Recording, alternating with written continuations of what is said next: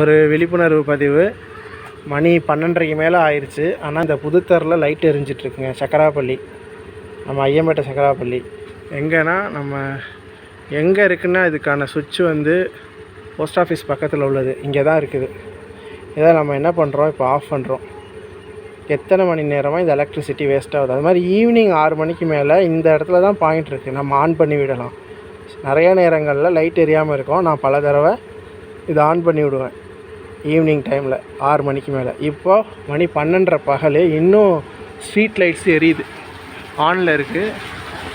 So இதை பாருங்கள், இது ஒரு விழிப்புணர்வு. எதையுமே வீணாக்கக்கூடாது. உண்ணுங்கள் பருகுங்கள் வீண் விரயம் செய்யாதீர்கள். எலக்ட்ரிசிட்டி வேஸ்ட் ஆகிறதுனால எவ்வளோ வேஸ்ட் ஆகுது நாட்டுக்கு. அதே மாதிரி சுற்றுச்சூழலும் பாதிக்கப்படுது. இதெல்லாம் நம்ம கொஞ்சம் பொறுப்பெடுத்து செய்யணும். பொதுநலனோடு இருக்கணும். போகிறவங்க வரவங்க இதெல்லாம் கவனிங்க ப்ளீஸ். ஆஃப் பண்ணியாச்சு.